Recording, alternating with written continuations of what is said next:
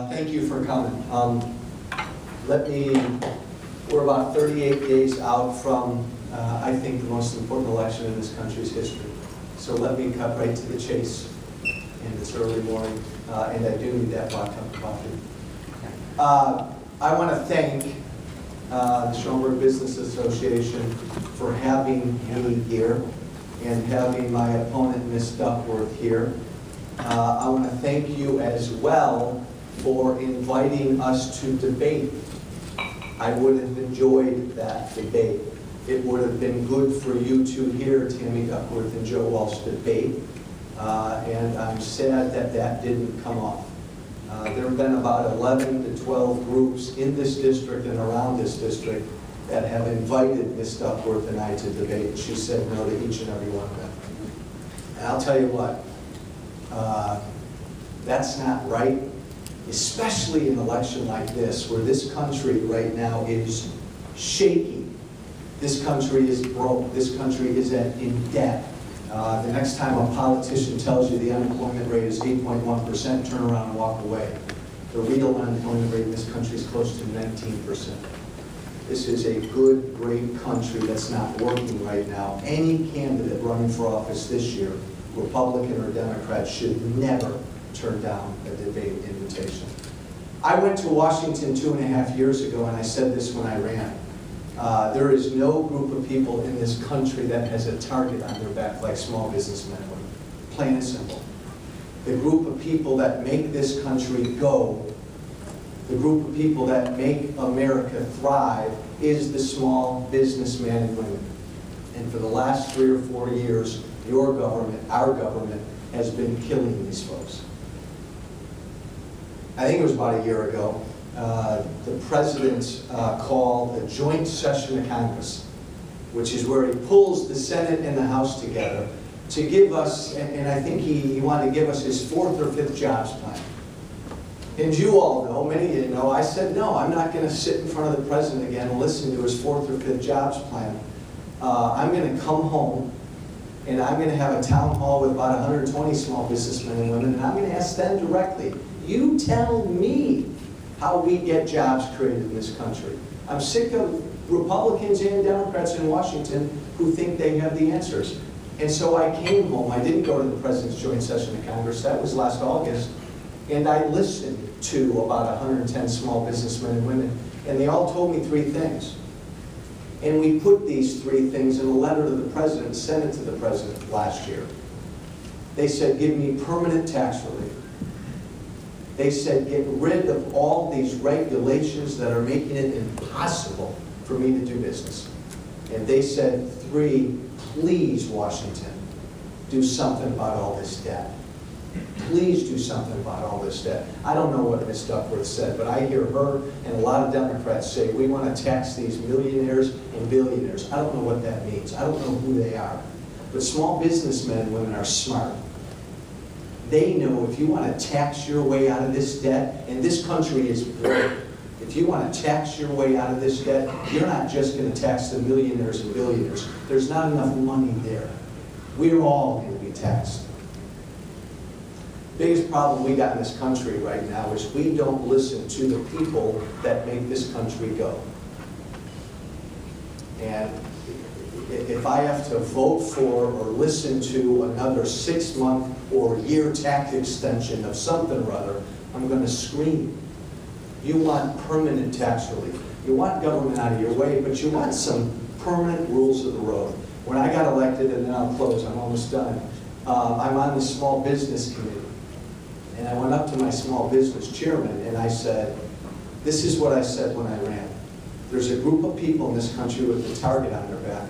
I want to go to Washington and fight for them. Let me chair a subcommittee on the Small Business Committee. And the chairman, Sam Graves of Small Business, gave a subcommittee to me, a little old freshman, to chair. The subcommittee on economic growth and access to capital. And we have held fascinating hearings over the course of the last year or 2. We held a hearing a month ago about the expiration of these Bush tax rates and what that would do to small businessmen and women. We held a hearing on the death tax the estate tax and how that uniquely hits small businessmen and women who have their life savings and their capital wrapped up in their business. And Washington plays around with whatever the rate should be instead of just getting rid of that estate tax. These are important issues. Until Washington figures out that you all, the small businessmen and women, businesses big and small, make this country go. And this great, good country right now that's laying on its back, broke, not growing, not working. Just read the Wall Street Journal today, the outlook for exports looks really depressing right now. Until Washington learns that you all know what's right, and we got to make some permanent rules and then get out of your way, this great economy is not going to take off. And that's the single most important thing we need to do. Thanks.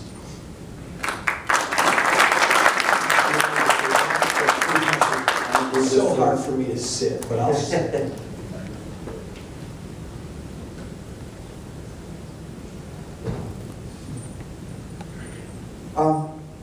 Well, you've answered much of my first question already, which is, what do you see as the role of government in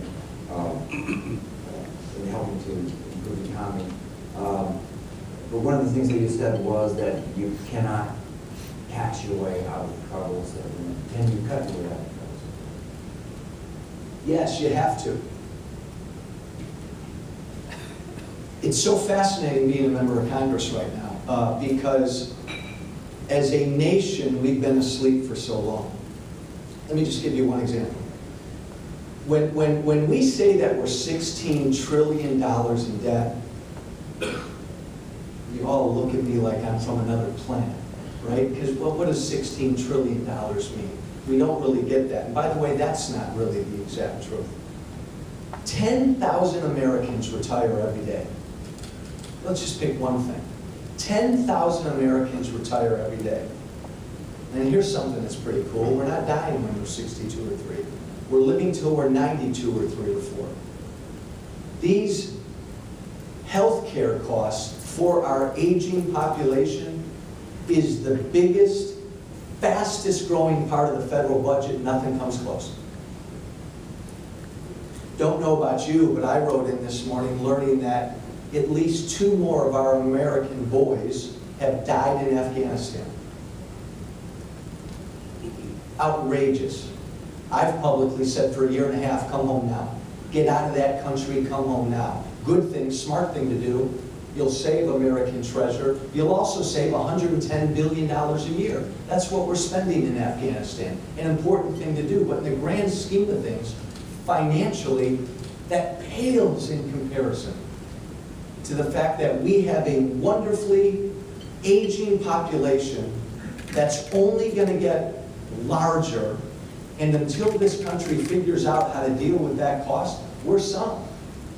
Every politician in Washington, and you and I have talked about this, from Obama to Walsh, and I'm sure Ms. Duckworth's been told this, every politician knows that Medicare will be gone in about 10 to 12 years. I mean, poof, gone. So to not do anything about Medicare is to let it die. That's just one program. We as a nation, for too long, have asked our government to do too much for too many of us, and now we're flat broke. So we have to make some tough decisions. What cuts do you see as the most important? You mentioned bringing soldiers back from Afghanistan. You also support other cuts in the military, and what cuts in Medicare are going to actually be productive? Yeah, absolutely. You know, one of the unfortunate things about what we've done the last 1.5 years is the House Republicans came to Washington to try to cut government. And we've really only been playing with that one piece of the pie called non-defense discretionary spending. There's so much of government spending that we can't touch unless we literally change the law, mandatory spending. But even in that one little pile of non-defense discretionary spending, when President Obama came to Washington and the Democrats ran Congress, that piece of the pie increased 28% over 2 years. We went on a huge spending spree when the Democrats ran Washington.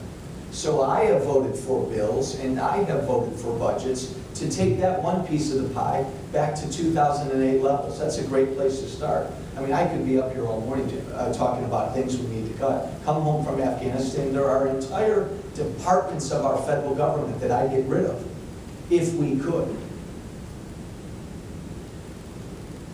See, what's fascinating is, let's not even talk about the United States Senate, because they really don't even work. They haven't done a budget for 3 years. They don't count. President Obama earlier this year gives us a budget. I mean, I want you to think about this, because we politicians complicate things. Everybody in Washington knows two things. We're flat broke, and Medicare will be gone in about 10 years. So President Obama gives us a budget that doesn't even mention Medicare, and he gives us a budget that never, ever, ever, ever, ever, ever, ever balances. Ever. Along comes the House Republicans, the Ryan budget, which I voted for, and I wasn't happy with it because it didn't go far enough. It proposes a budget balance in about 28 years, which is just too darn long. I voted for a Republican Study Committee budget, which is the more fiscally conservative part of the House, that balances within 10 years. If you want to get serious about spending, you should be able to balance your books in 10 years. But neither party is really serious, and that's why we're in the mess we're in. Do you see Simpson-Bowles being closer to what you'd like to do? Or are the parts of Simpson-Bowles that you like? I think Simpson-Bowles, and I think probably all of us in general know what that is it's the President's own debt commission. 2.5 years ago, the President appointed Erskine Bowles and Alan Simpson, former senator, to lead a debt commission to come up with recommendations because the country's broke. What are we going to do? It was the President's own debt commission. They came out with their recommendations about 1.5 years ago. And the President ignored his own debt commission. I'll never understand why. But basically, they said, we've got to simplify the tax code. They called for a flattening of the tax code, which is a great idea. And they called for real tough discussions on entitlement reform. And you make a great point, because that's the great starting point. That's where we've got to go to. Look, if I could be king of America tomorrow, and by the way, we never will have a king, thankfully. We ran away from a king. I'd have a 15, you pick the number. I'd have one simple flat tax immediately, 10, 13, 14, 15%, I don't care. You'd simplify the tax code. We'd get rid of all these idiotic deductions and loopholes that only big corporations and wealthy individuals take advantage of. We'd simplify the tax code. You'd see the economy soar and take off. Americans would get to keep more of their own money, and we all should. And you combine that with real entitlement reform. Look, guys, government needs to be cut everywhere. But until we look at Medicare, Medicaid, and Social Security, we are going to deliver to our kids and our grandkids a country they will not be able to afford.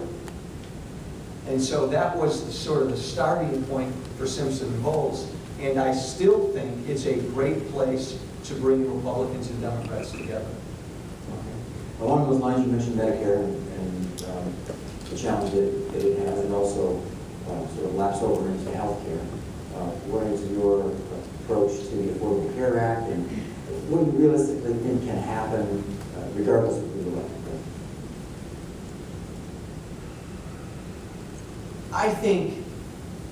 I think the saddest part of Obamacare was, and I'll call it Obamacare, and if he loves it, he should love it, he should want his name on it.